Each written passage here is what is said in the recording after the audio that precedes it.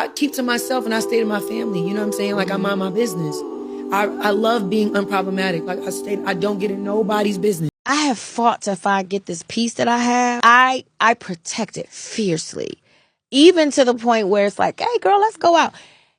If I leave my house and go come to where you are, is that going to disturb my peace? I literally rather just be by myself. Whatever you're doing in your life, you need to surround yourself with people who are going to stimulate, inspire, and lift you up, who are going to give you energy and not take energy away from you. And if you're around people who are taking energy away from you, that's an energy drain. And that is the sign from your instinct, your inner voice, your intuition to say, let them go.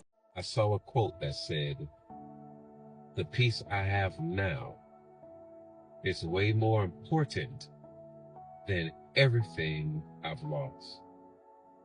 And that stuck with me, because sometimes we hold on so tight to what's gone, we don't realize how valuable our peace really is.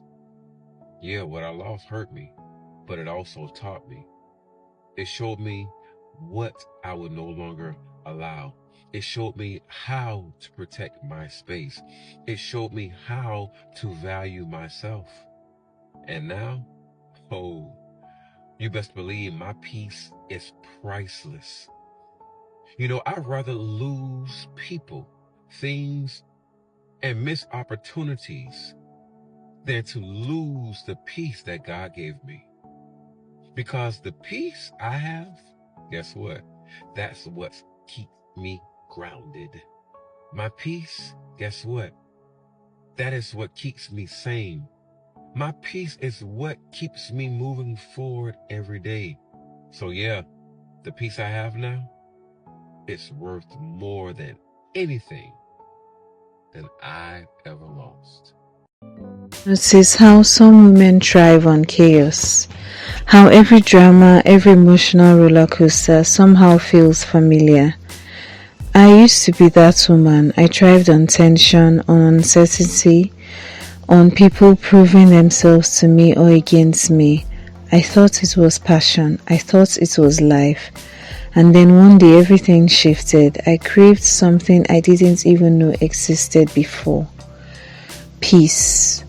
Welcome to the peace era, the part of your healing journey where calm is no longer boring. It's a necessity and it's the foundation of the soft life.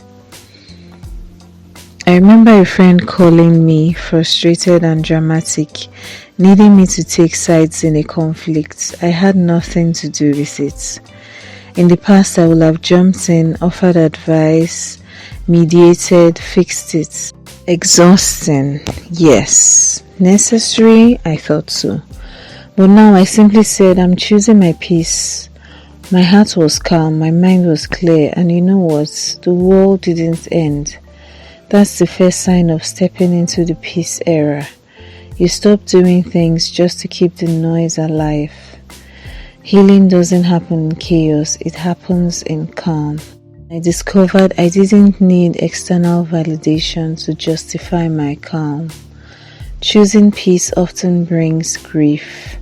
It's natural. You mourn the old version of yourself who tolerated toxic patterns, who overextended, who gave without receiving.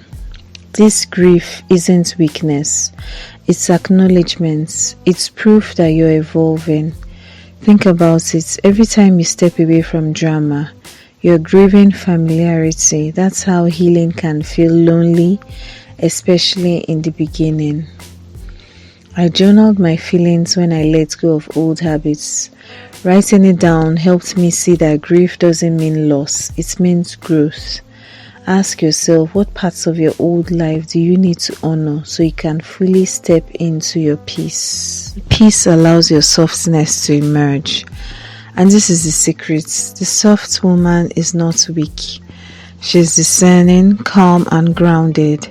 She listens, nurtures, but never compromises her boundaries. Strength without softness is survival. Softness after healing is power. You're allowed to be soft. You're allowed to rest. You're allowed to choose calm over chaos without apology.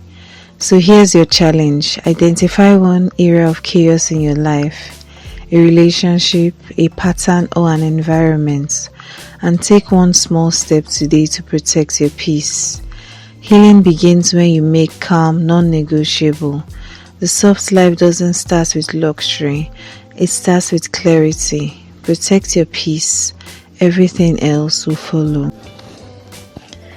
Peace is not passive, it's intentional. Boundaries are your sacred tune. People may misunderstand your calm as coldness, but you're not doing it for them, you're doing it for yourself. Normalize declining last-minute requests, saying no to people who drain your energy, or choosing solitude over superficial socializing. Write down 3 non-negotiable boundaries this week and practice enforcing them calmly. Now, stepping into peace often means grieving your old life. You let go of habits, patterns, and even people you once thought were necessary. This grief is normal. You might feel lonely, nostalgic, or even guilty, but this is not loss, it's transformation. Grieving is a sign that growth is happening. Finally, peace allows softness to flourish. The soft woman isn't weak, she's discerning. She smiles, she nurtures, she listens, but she never compromises her peace. Strength without softness is survival. Softness after healing is power. So I want you to ask yourself, what chaos are you still holding on to? What boundaries are you afraid to enforce? Healing begins when you choose calm over chaos every single day. Start small, start today, protect your peace, and the soft life will follow. Thank you for watching. See you in the next one.